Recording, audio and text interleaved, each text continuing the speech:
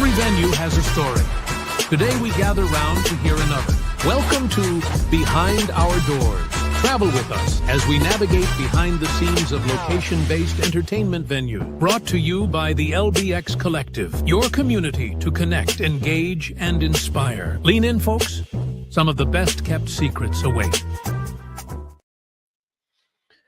All right. Well, welcome everybody to Behind Our Doors. I'm Brandon Wiley, and today we're headed to Do the Beach in Northport, Florida. I'm very excited about this. Basically, they're a brand new, bold franchise concept. They're an indoor, beach-themed, inflatable adventure park where basically the ocean meets alongside cutting-edge attractions. They have giant sandcastle slides, wipeout-style, basically the wipeout attraction, wipeout challenges, immersive lighting, themed concessions, and then I love their mascot, which I actually have behind me here, Dewey the penguin. And basically, it's they've also got some Intelliplay smart bands, build your own plush souvenirs, party packages. It's look, it's a fun park. You're going to be able to see it. Mike's going to walk us through it. So, without further ado, let's just dive right into it. Hi, my name's Mike Whincup and welcome to Do the Beach Northport. This is the day after our soft opening, so let's go inside and see what we've put together here. We have gone very, very bright with our branding, hence the teal. Very beachy, very friendly in terms of... Well, let me get you through the door there, Brendan. Very bright environment. We are a multi-attraction inflatable adventure park. Everything in the park is meant to be super immersive and themed like the beach. So as we walk in, we have our weathered boardwalk look. And the first thing that we're greeted with is our check-in area. So we can't go too rustic, but we've gone the different, that fine line between tiki while still trying to create that clean, professional aesthetic. Teal is one of our core main brand colors, so is prominent everywhere in the park you're going to see. Again, this is the day after our soft opening, so there are still a few little details that we're closing up here. But built out our custom sock bins with our mascot Dewey the penguin, because what says the beach environment more than a surfing penguin? Don't ask me where that came from, but we landed on it and we ran with it, and you're going to see Dewey all over the place. You'll notice that I have a wristband on. So we are an electronic wristband facility. We're not using paper wristbands for timed sessions. We have partnered with Intelliplay, one of the most cutting-edge, innovative products on the market today. So these bands have numerous features. From we're able to track where every single guest is throughout the facility. At the moment, my band is glowing green because my time is still good. 10 minutes before the session ends, it'll glow yellow to give the child a warning. It will also send the parent a text as well saying, got 10 minutes left, do you want to extend your time period? Which they can do, they can check out from their phone. And then when they are done, it will glow red, which helps it easy for our court monitors, which we've called lifeguards naturally, to identify when sessions are ending. And it just creates a more fluid environment for us where we're able to get kids on and off without being tied to a brown, an orange, a yellow paper band. Other advantages, I will get to that, but we are tracking jumps and slides and creating stats and gamifying the whole experience. So even if a child is just stood bouncing around, they're still being part of a giant game. And then from a security point of view, this whole facility is geo-fenced. So not only do we get alerted if somebody walks out with a band, but equally the parent as well. So whether that's unintentional because they forgot to return the band, or if a child has wandered off, it just creates a safer environment for our patrons. Still finishing up here with the beach weather look, rolling out, no pun intended, roller point of sale system. They've been great partners and helped us grow and develop. Excuse our mess is the very key term. I think Kelsey, our general manager, would kill me for letting us in here, but like most facilities, we've gone very small on the manager's office, enough that we can get work done, but not big enough that it becomes a hub for staff. We have just had a delivery, so excuse the boxes, but Kitchen area, we're still waiting on some machinery, partnered with Coke. We're waiting on IC, but wanting to get this big, vast expanse for our guests. And little details such as building a retaining wall to hide the oven and the bib racks and all the stuff. Maybe it's just me being detail orientated, but I hate seeing, oh look, there's the sinks in the background, or there's the bib racks and the lines and a rusty CO2 canister. So we've tried to focus on the little details as much as possible. Speaking of, we are trying to be as immersive as possible. We are stood on our sand part of the park between the boardwalk and the sand. And what better than a giant Airstream trailer to be our concession stand. So this is custom made by ourselves, fiberglass trailer, real wheels, real hubcaps, and with custom cabinetry. We just wanted to dive in fully with this immersive environment. So that's why we've done with our concessions, things like Mini Melts. Thankfully, Mini Melts' rebrand has really tied in and matches all our colours, so we're very fortunate there. At the other end of the park, so this is more, before we move on, we've got bathrooms down in, we don't want to go in the bathrooms, I'm sure, but bit of a casual seating area outside the concessions, close to the dedicated toddler zone, which is for effectively under 4s, under 41 inches. So it lets mum and dad or parent guardian just keep a closer eye on there. Everything with the front of the park is meant to be visual, so lots of anti-climb netting. You can see the main attractions such as Meltdown. For those that don't know, as well as an operator, we are the original manufacturer of mechanical rides and the inflatable parks. So we've launched over 100 independents over the last 6 years now, and now we're getting back into operations ourselves, which I never thought I'd hear myself saying, but here we are.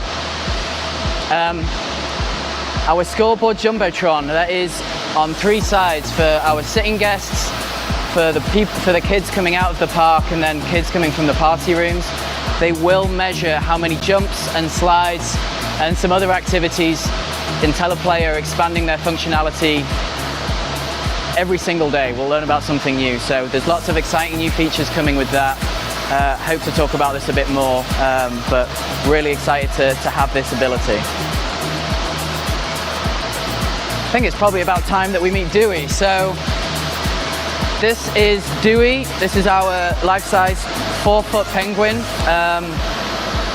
Because as the manufacturer of Galaxy Multi-Rides, we do have our own origination shop. We can sculpt and fiberglass as well as the mechanical and inflatable parts of it. So this is a kind of a photo op so that we're getting with the logo. I mean, last night we had a bunch of kids and families getting this shot here. It's meant to be 4 feet, so kids can be at that perfect height. Little details.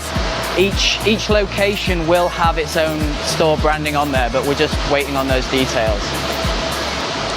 Open party area here for our silver level parties at ground level. Each picnic table will host 10 kids.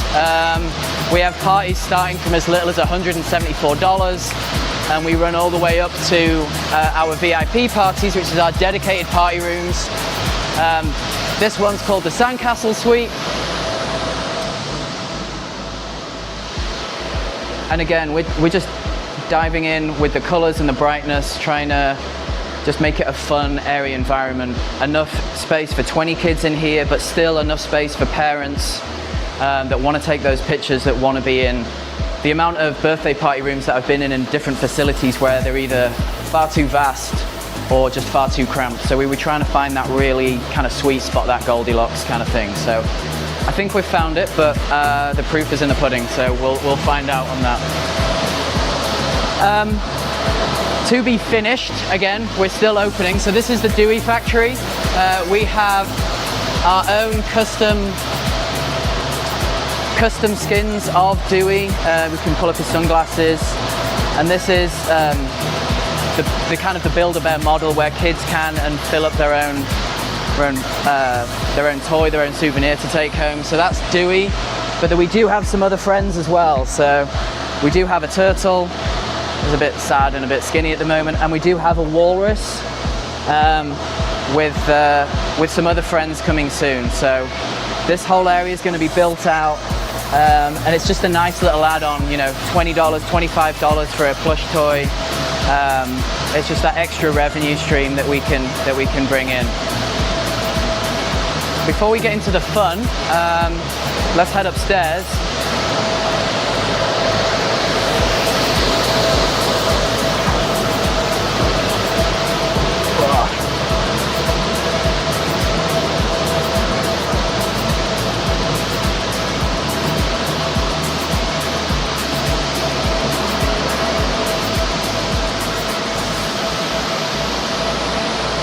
So one of our main focuses here at Do the Beach was we wanted to focus on guest experience, and that's not just the kids that are playing out there, that's the people that are spending the money, so the parents and the caregivers. So we wanted to build a mezzanine that took them away from the chaos that we all know that we get on the weekends here in facilities like this, but still that they have a vista and they can see across the park and see what's going on. There will be a full CCTV rotation on the TV once we're up and running properly, so that if we can't see where some of the kids are at the back, the parents will be able to try identify where they are if there's any problem. But nice visual area. It also helps us turn our customers into our marketing team, so getting these nice big wide shots of the whole park, very bright, very airy. Again, the immersive environment that we're trying to create, even down to the fact that we've painted the walls and the ceiling this sky blue color just to make it feel bright, make it feel like you're a day at the beach. The irony is not lost on me that we're opening here in Northport, Florida, and obviously the beach is a big part of Floridian life already, but I'm really excited to see this concept grow in landlocked states, you know, in the middle of Idaho, in the middle of winter. Mum and dad can say, let's go to the beach, and they can execute. Let's go have some fun. Let's go throw our socks on and go walk around the park. All right, so this is our Do the Beach inflatable park, a day at the beach. We start with our kind of wood effect. So this makes it appear like the boardwalk. We're greeted, I don't know where to start really. We're greeted with our giant sandcastle slide. So this is a big up and over, but meant to be a big centerpiece. Giant 2-lane slide. We might go down that in a minute. But where we're stood, the original concept was the blend between everything at the beach. So the wood that we're at the boardwalk, kind of Santa Monica, that kind of thing. Full obstacle course that wraps around. It's meant to be a roller coaster. Again, tapping into that Californian kind of Santa Monica Pier vibe. And the original plan for the soft play was that this was going to be kind of like a house of mirrors, a bit like a fun house. And this is very unique. This is custom to us. So this is a hybrid soft play system. There is nobody else in the industry that is blending attractions like we are. So the whole concept of the inflatable park is that we're trying to maximize efficiency. Efficiency in operation, efficiency in space, because we're all paying for every dollar that we pay for a square foot, we're trying to maximize. So this is a solid soft play structure. We've gone big on the kind of 80s neon vibe. There's 3 areas that we can climb up, and then as we swing around to the front here,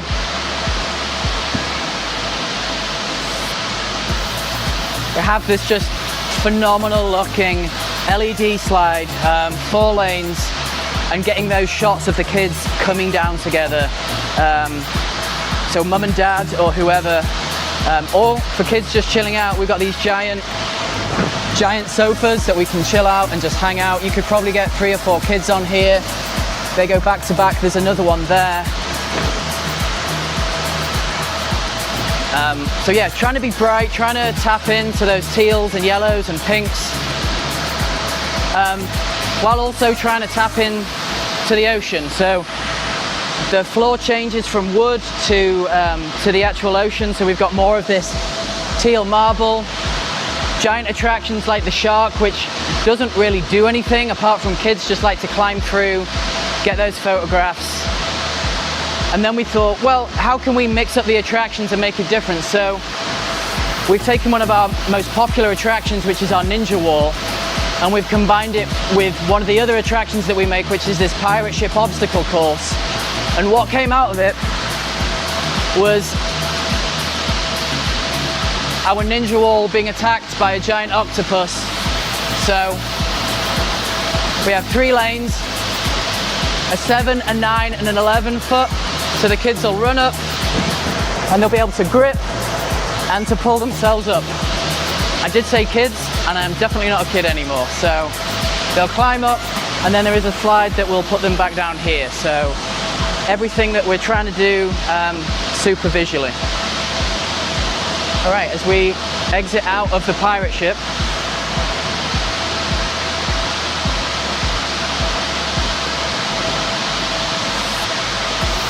we have our giant beach balls. So a lot of our games and attractions are based off popular TV shows like Wipeout, Ninja Warrior, that kind of thing. So these are the giant balls from Wipeout that we've put our Do the Beach theme on. So Dewey's up there on the wave surfing, and we're incorporating again the brand colors in just to tie everything together, trying to focus on the little details. Dewey is everywhere, and some of the promotions and advertising that we're running is, you know, don't get sunburned, you know, come to the beach. If you don't like seaweed, like, do the beach with us. And just trying to lean in and maybe be a little bit cheesy, but it works, so, you know. This is a new slide that we launched last year. This is the plunge that we have multiple patents on, and it's our take on a water slide where the bottom drops out and you just plunge. So as you can probably see, that is an extremely steep slide. It's meant to give the impression that you're doing a vertical drop when you're not. So when a guest walks up into the slide up there is effectively a hole in the floor that they'll push themselves off and they will drop, and it's a split second of free fall, but our bodies go into that fight or flight motion and the adrenaline just rushes through the kids. So already, just from one soft opening, this has been the most popular attraction here in the park. Obviously, in our industry, theming is important, and those photo opportunities and how we get our customers to become our brand ambassadors. So we took our normal birthday throne and we made it a giant sandcastle throne with the ability to change out banners here for different stores. So come Christmas time, it could say Merry Christmas, Happy Halloween, that kind of thing. But yeah, multiple spots for kids to jump on there and get that photograph. So this is our moon bounce. This is meant to be the extra bouncy section, but it's just kind of a bridge between 3 attractions that we've got kind of in this nice little area. So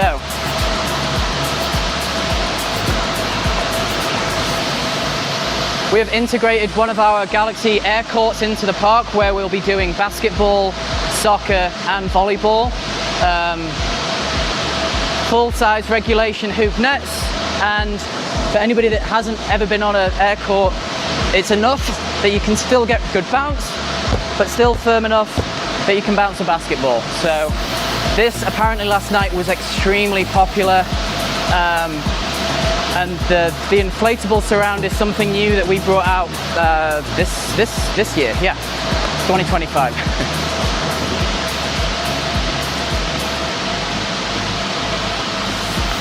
So, redesigned Battle Beam. We've been making this game now for over 6-7 years, and we've just tweaked it recently to eliminate the airbag at the back. So there is a scoop at the back of this. I will get up there.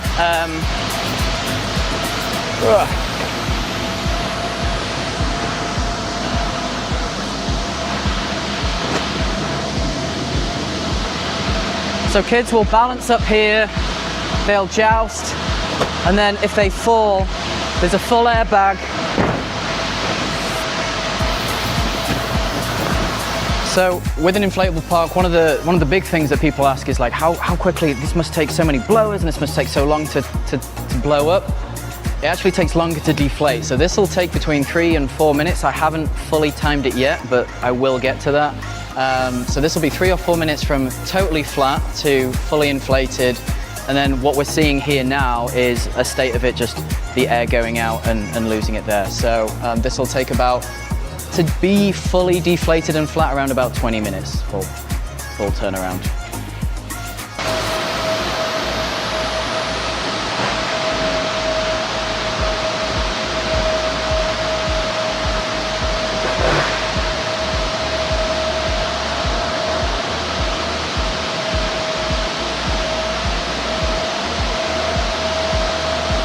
So here we have Dewey's toddler zone. This area is dedicated for our little ones, so under 4, but typically under 41 inches. As always, Dewey is with us.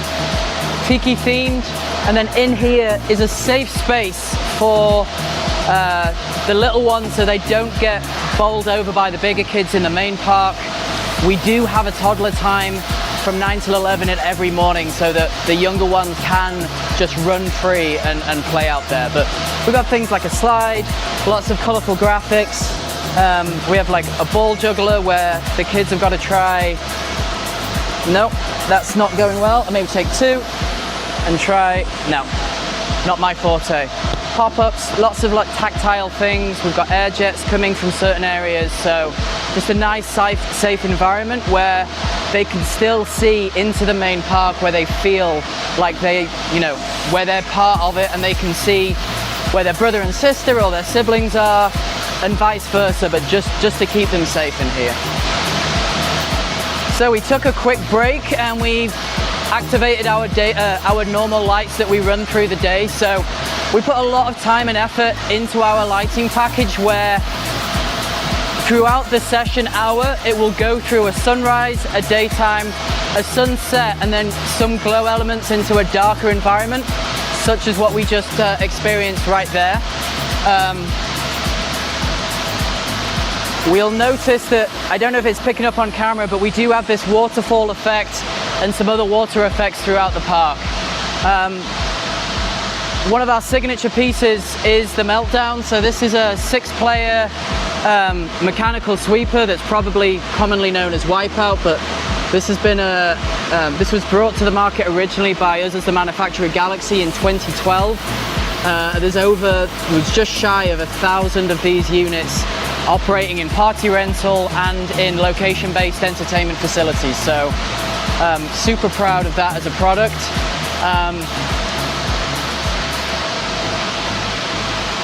Do you want to take a whirl around with the lights on and stuff? Yeah. So let's take a quick tour and see how the park transforms throughout the lighting phases.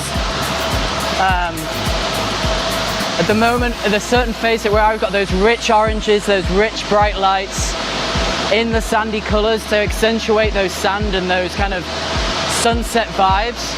And then as we come back here towards the watery zone, there is just this water effect drifting over all of our big waves. So it's a lot more blue over here. I don't know if you can capture it, but at certain disco times that we do have 2 giant mirror balls. So they will create this like bioluminescence kind of pattern that we're going for over here. And then obviously the lights from the soft play kind of give it that nice bit 80s Miami kind of vibe, kind of glow.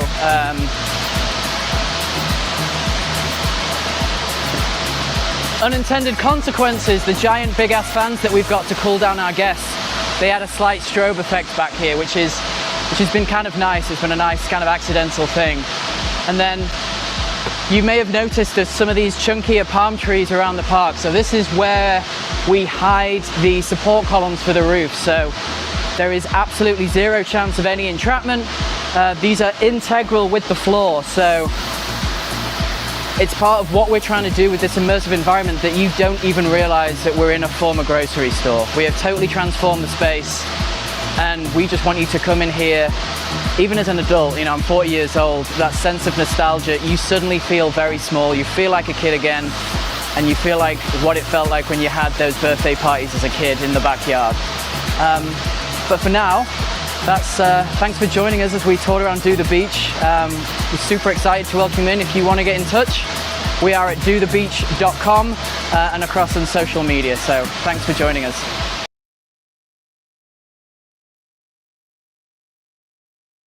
All right. Well, that was awesome. I had a total blast when I was there. I got to run around during the soft opening and be like a kid and doing flips and jumps and jumping on the one from the balls and the wipeout and everything else. So it's just it's a lot of fun. But as we do for Behind Our Doors, we not only do we watch obviously the tour, but then we get to bring in Mike to talk about this concept as well. We're going to dig into some questions. Mike is the COO of Do the Beach Franchising. And he's also the head of design and marketing at Galaxy Multi Rides. And he's, as well as being the vice president there, he's also responsible for all aspects of design, including ride and attraction concepts, inflatable park design, marketing materials, online digital media, and then managing all aspects of the marketing and advertising, including the trade show planning. And obviously, we have a big trade show coming up soon for IAAPA Expo. And Mike's an IAAPA certified attractions executive and served on the space allocation committee, as well as multiple dedicated IAAPA task forces. And in 2020, he was nominated for the IAAPA Young Professional of the Year. So we're going to bring him in after a quick break. Intercard is the only cashless system designed, developed, and manufactured all under one roof. They introduced cashless technology to the amusement industry and have been leading the way for over 30 years. Cashless systems from Intercard increase customer spending, guest satisfaction, and boost revenues by up to 30%. Intercard is so proud to be serving the amusement industry, and if you aren't already part of their global family of customers, they hope you will become one soon. All right, well, Mike, welcome to Behind Our Doors. Brilliant. Thanks for having us, and thanks for coming down and seeing the park. I know we had a lot of fun recording. Yeah, it was a blast. It's an amazing park. But I guess maybe we'll just start at the beginning. So first of all, what inspired you to start Do the Beach? Maybe what was your original vision for the brand? Maybe just like why bring the beach indoors? We wanted to create just this immersive environment. Nobody else was doing it in the market. So it's a case of trying to take a familiar framework and putting our own kind of originality in there. So that's kind of where the beach theme came from. It's gender neutral. Everybody can relate to it. Not everybody loves the beach, but that also plays into our marketing. So I know as a Floridian, well, obviously not native, as a Floridian myself, finding out that some people don't like the beach because of the sand, and then that kind of leans in nicely to what we're doing, because you get to enjoy the beach without the mess and the sand and the seaweed and that kind of thing. Yeah, that's awesome. And you mentioned on the video that you never thought you'd be in the operator side. What made you come away from the dark side? Well, growing up, we had a small FEC in the UK because we used to build and sell soft play as well as the party rental rides that we did. And so one of my teenage jobs was working in a very small family-centered FEC.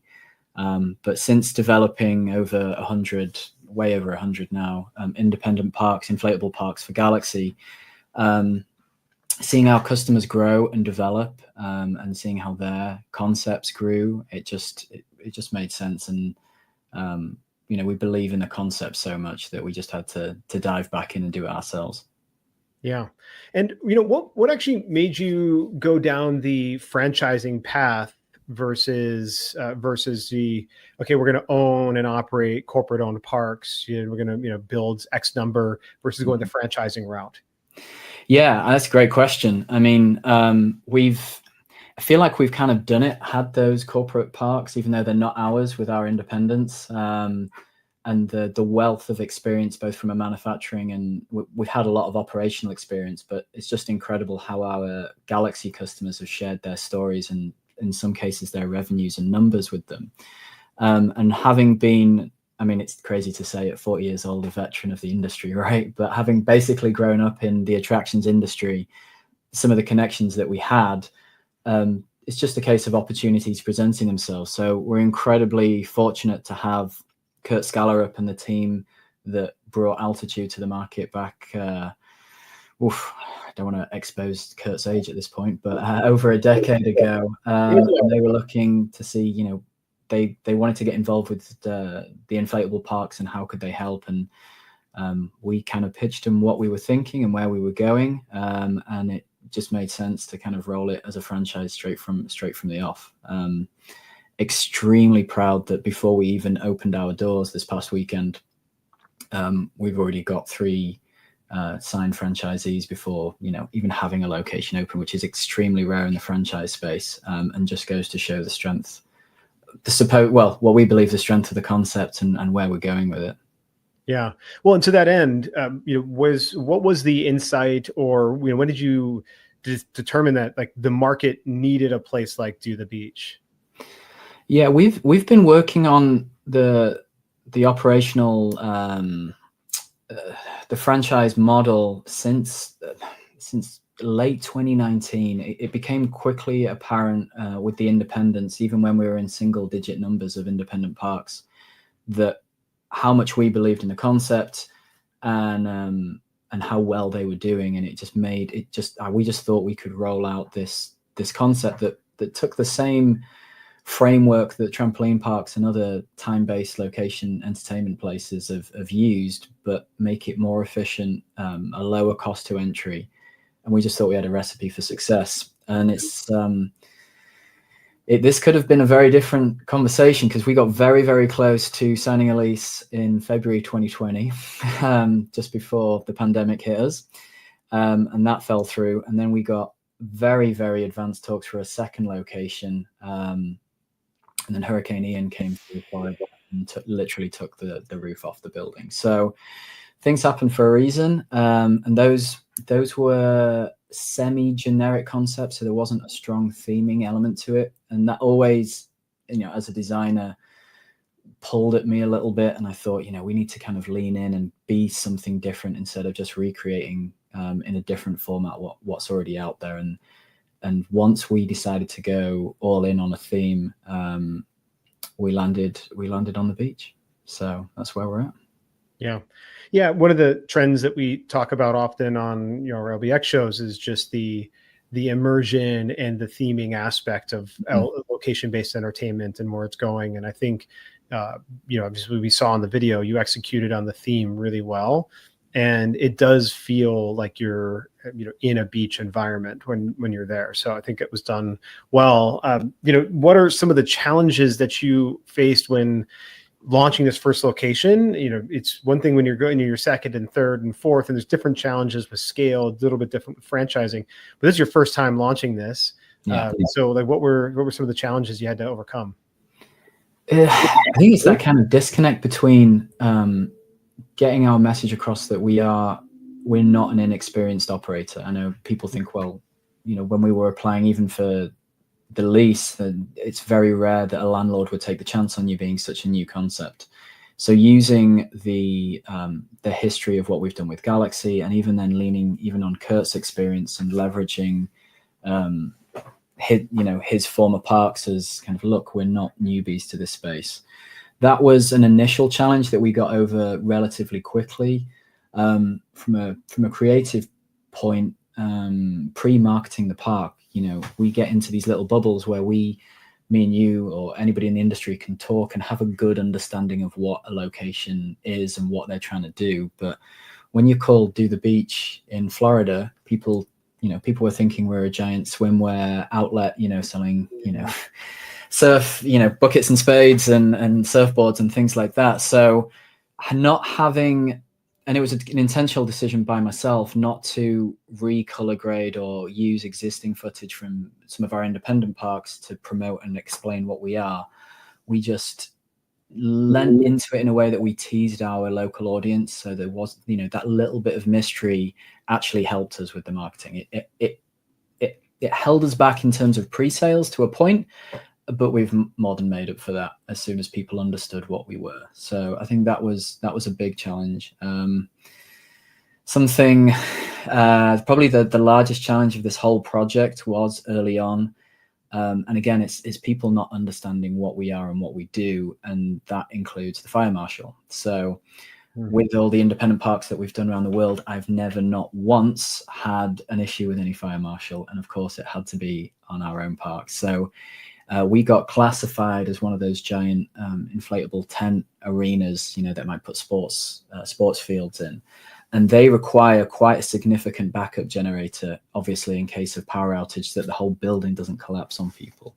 So trying to convince this fire marshal that is not what we are, and we are an attraction and we're regulated, so didn't matter to him. So we had additional expense and having to install a huge backup generator that just isn't required. But that was the only real big speed bump that we just had to kind of swallow. There's no point in arguing with the government officials. It doesn't usually get you far. Yeah, that's it's always hard when you're dealing with groups that or different people along the way that don't understand location-based entertainment, don't understand the different types of attractions, and you have to jump through hoops, in order to get those things done. When you look at Do the Beach, when you're designing it, when you're picking out your attraction mix, what do you feel like? What were you trying to do to make it stand out from other indoor playgrounds, other indoor inflatables, especially like some of your independents, but just even other FECs in general? Yeah. If anybody's ever had a conversation with me, they're probably bored about me talking about efficiency, and because it's not a great dinner topic, really, is it? So, but that's one of my core design principles as like my day job being an attractions designer. It's about creating the efficient mix of attractions, but in just the space in general of how things are laid out. You got to think about the flow, both of the guests, but equally your staff. So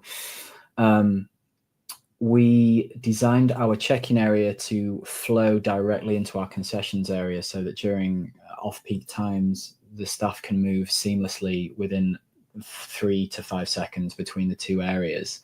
And then in the center of those two areas is the small manager's office, which allows them to be at the center of the action, enough space to get their scheduling and that private work done, without being that traditional hub of, staff just hanging out, chit-chatting, trying to waste time kind of thing. At great expense, we brought the water flow from the back of the building all the way to the front because we wanted to maximize, again, that efficiency of having the bathrooms and the kitchen and the check-in all in one area, so that you got to think about staff. And when you're employing teenagers, it can be convenient if they've got the opportunity to take 15 minutes to go to the bathroom and slowly walk back, that kind of thing. So just in terms of the build out in general, that has always been one of our points, and something that even from a Galaxy point of view that we'd recommend to our customers, like, you should do the layout like this. I am not an architect, but I've been in enough facilities worldwide that I think I can give a good opinion on what works and what doesn't.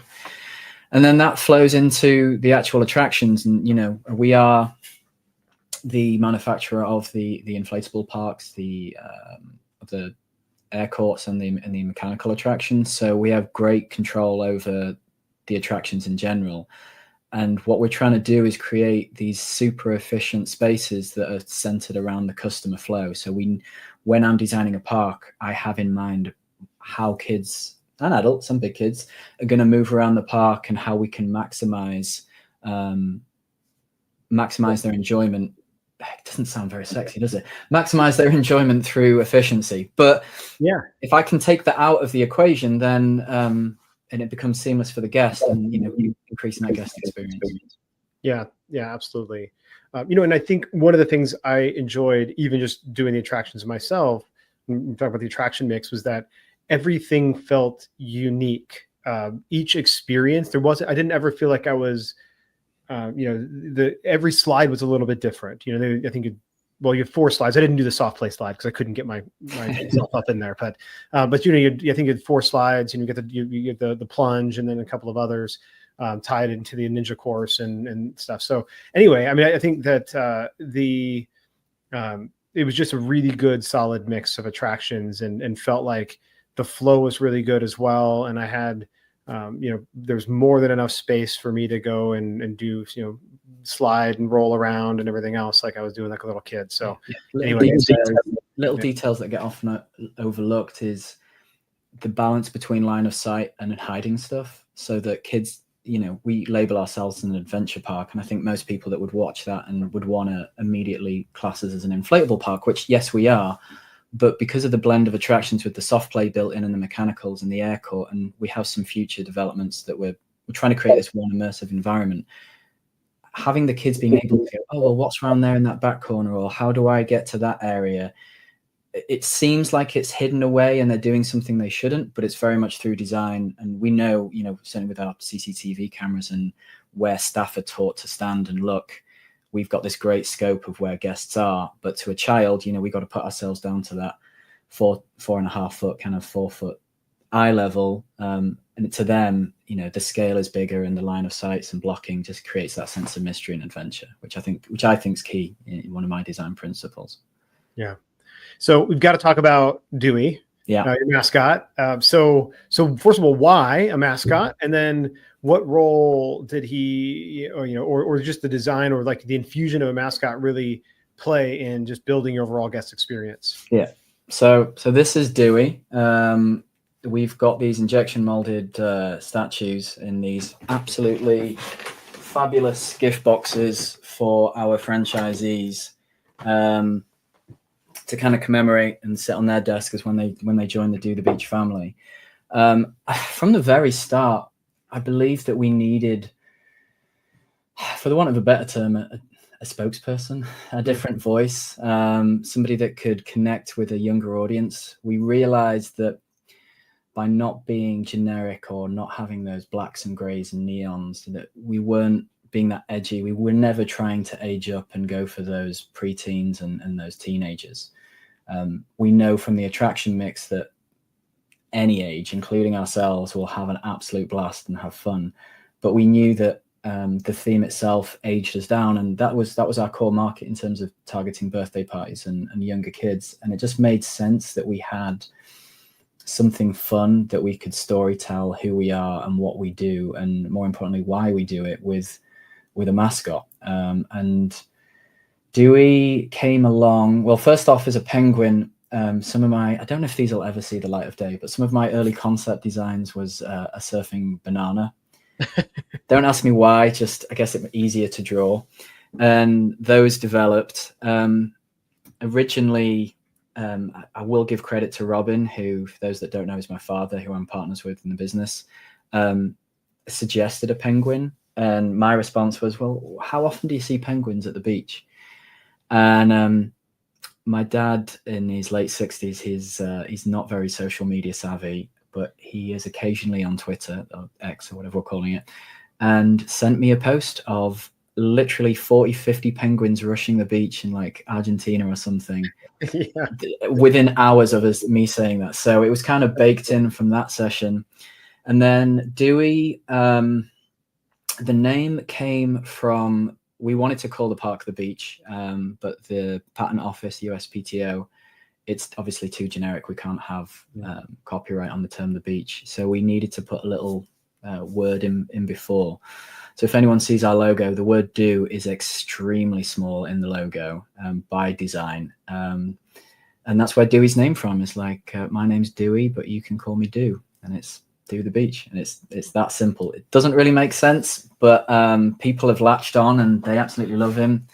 And we're rolling out all kinds of merch from, well, you can see the stuff, the plush behind you, and even like drinkware and things like this where Dewey's chilling out, and he's got quite the personality. So we can kind of lean into that and with Dewey's friends, and it just gives us another storytelling avenue. So that was the main driver behind a mascot.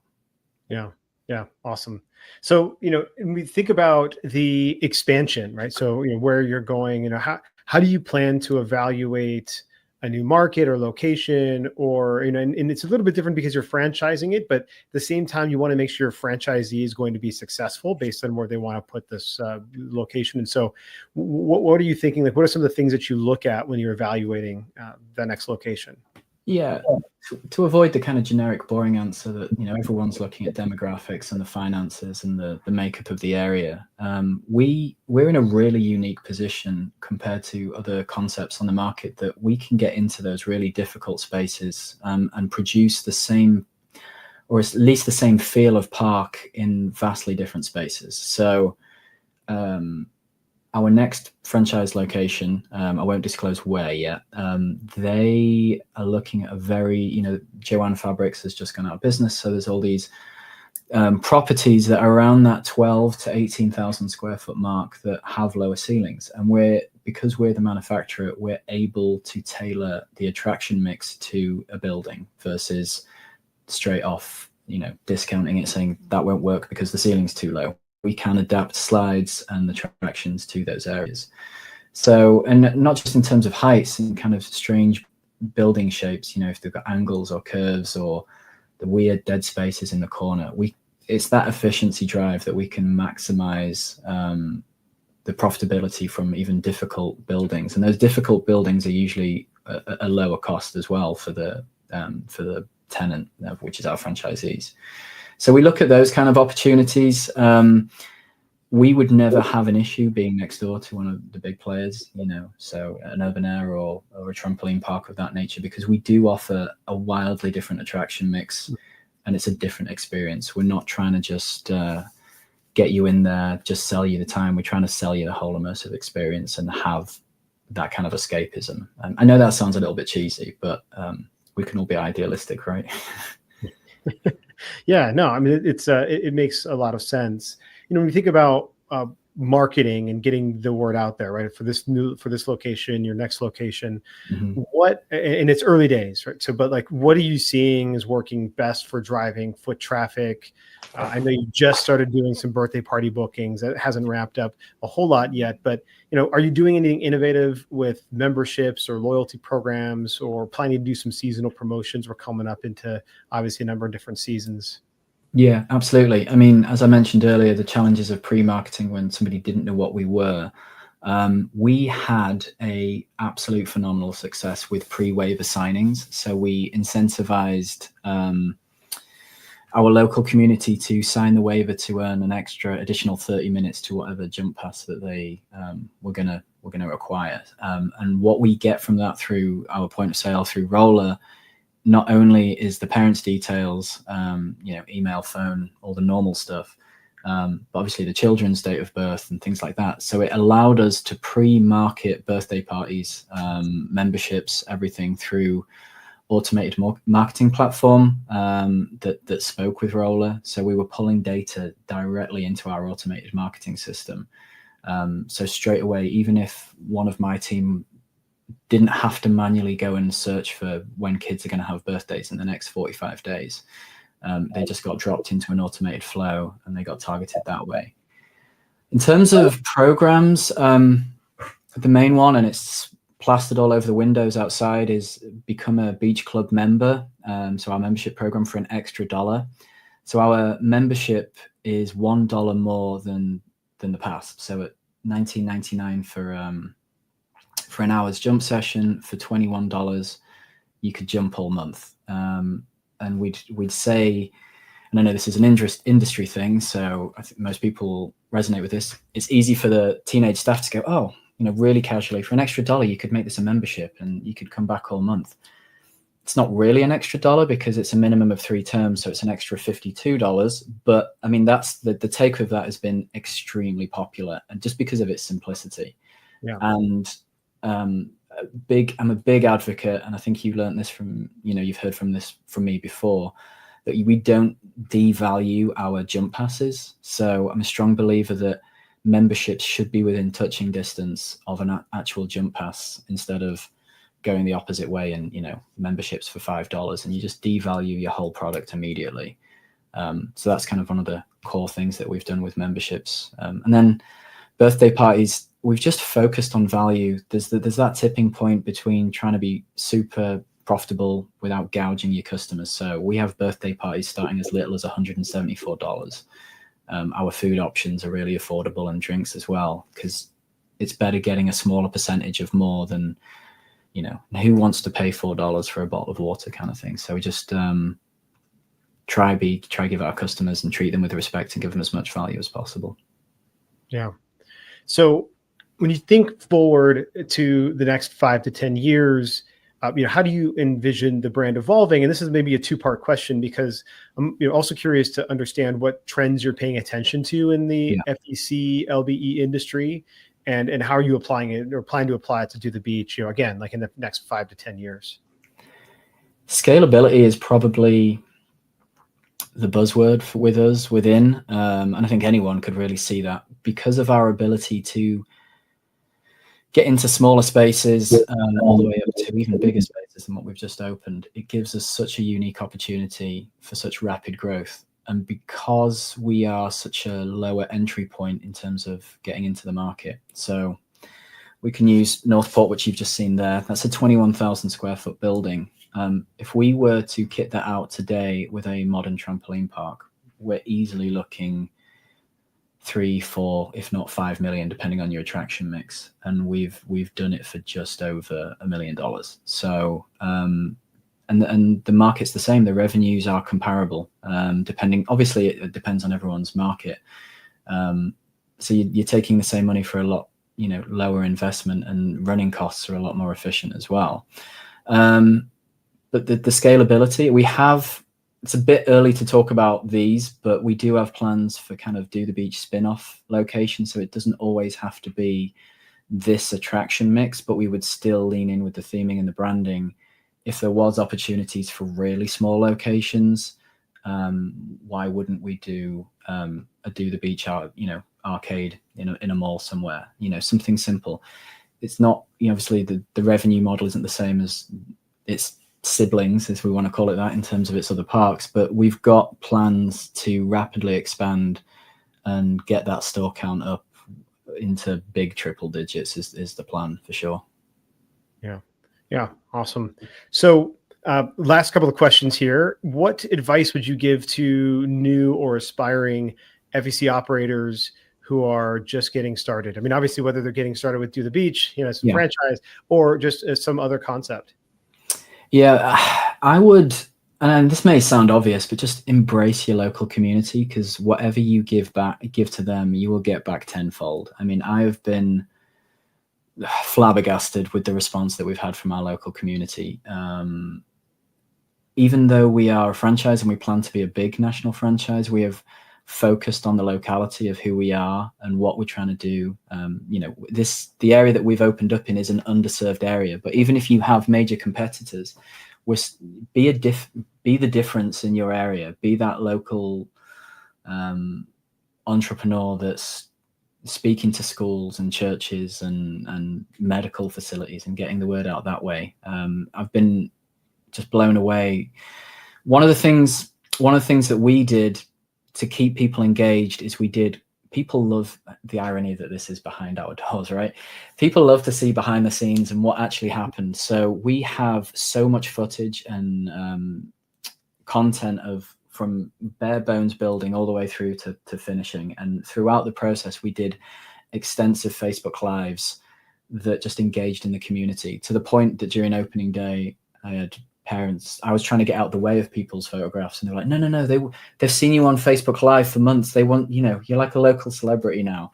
That's the main one. And then I'd probably apply the same rationale to your vendors. Like, really get to know who they are and trust your gut. We've both been around this industry for so long. Having those strong relationships with their vendors, if what you give to them, you will get back way more. And yes, I'm at a massive advantage that, some of these relationships that I've leveraged have been decades in the making. But equally, you treat people with respect, and they'll point you in the right direction or steer you, like, oh, I know that you know what you're doing, but have you thought about doing it like this and approaching it that way? Really establish those strong bonds is with both your community and your vendors is probably the best bit of advice I could do. Yeah, awesome. And so last question here, and this one, I'd like to always dig in. What keeps you motivated? What's the most rewarding part of developing and running and designing and just operating a business like this?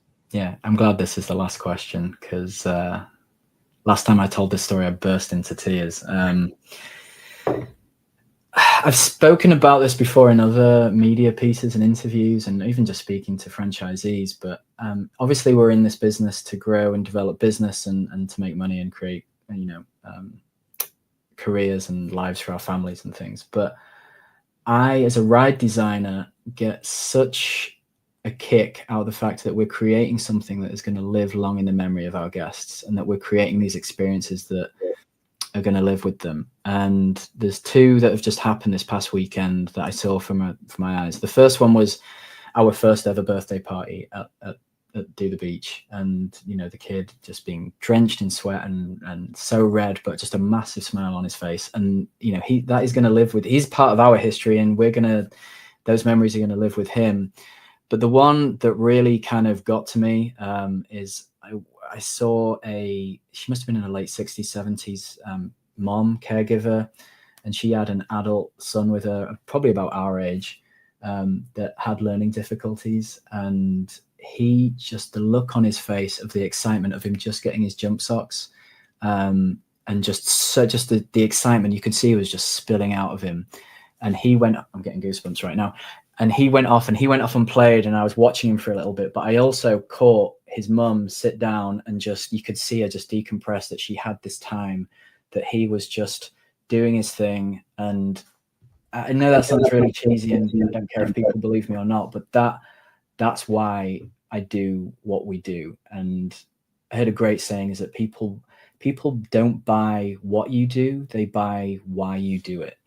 And this is our mission, is that yes, we're trying to create this big company and be super successful and create wealth for our franchisees, but at the core of it, I'm trying to create memories and experiences that live with our guests throughout their life.